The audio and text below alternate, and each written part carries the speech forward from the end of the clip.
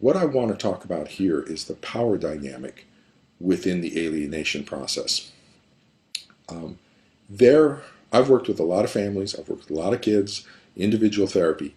I have never run across as intensive a power and control dynamic as is involved in the parental alienation dynamic. It is phenomenal. The power and control are excessive and almost complete.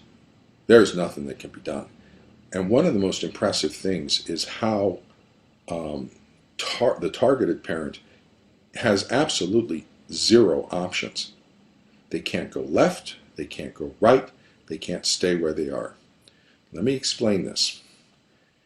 If the targeted parent accepts the child's hostile rejection and doesn't respond to it and just says, tries to give love and stuff, then the child's mean, nasty, hostile rejection serves the function that it's designed to serve, which is to punish the targeted parent. The alienating parent wants to punish the targeted parent for the narcissistic injury. You didn't appreciate how wonderful I am. You abandoned me. You're not supporting my narcissistic self-inflation. You deserve punishment. I'm going to inflict the punishment on you in the worst possible way through your child.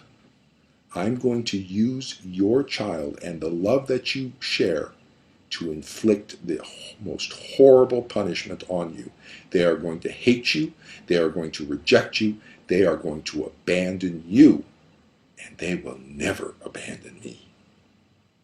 They're going to tell me I'm the wonderful parent, and they're going to define you as the evil, hostile, inadequate parent that you are. Dang, that's pretty nasty.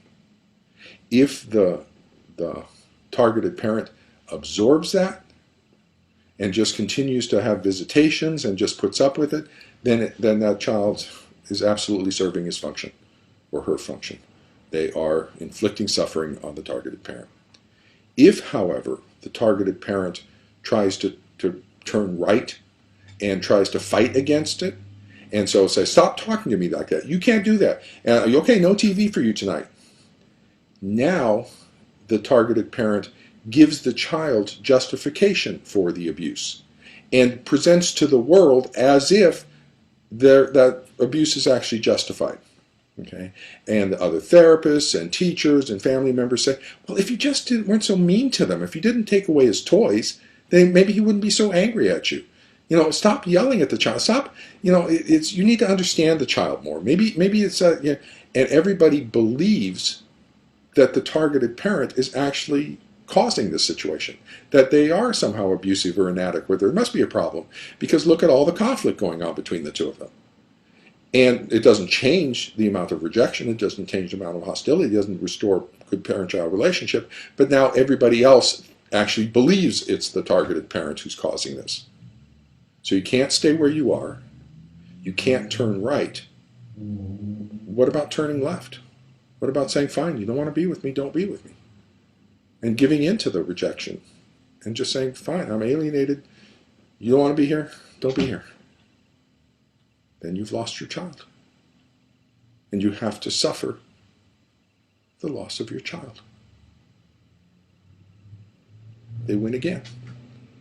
There's nothing the targeted parent can do. No matter what the targeted parent does, the alienating parent's going to win. They're going to inflict suffering on the targeted parent. That is a phenomenal control process. Yikes. And as a therapist, when I recognize it, and I start to say, stop this. Whoa. We're gonna intervene in this. No. And so I start to unbalance that system, and I start to actually create change and say, no, I'm challenging the child, saying, no, wait a minute, you're not the victim of abuse. You're the perpetrator of abuse. What are you talking about? No, this parent's wonderful. The parent that you hate, they're not a terrible parent. They're a wonderful parent. They love you so much, and you love them. And when I start to do that, the alienating parent gets me removed from the case. They'll find a way. Okay. The child will develop anxiety symptoms about coming to see Dr. Childress. They'll start missing appointments. Okay. something's going to take place. Somehow, some way, Dr. Childress is going to be framed as being incompetent, bad therapist. Something's going to happen, and I'm going to get removed from the case. It happened pretty consistently. Because, I need consent of both parents to treat the child. If one parent doesn't agree, then we're done. Okay. And I can't even talk to people about it. Okay. Because I need the release of information from both parents to be able to disclose. So if, the targeted parent tries to get a report of mine introduced in court, and then the parent says, nope, confidentiality. So I can't even tell the world what's going on. The control dynamic is phenomenal.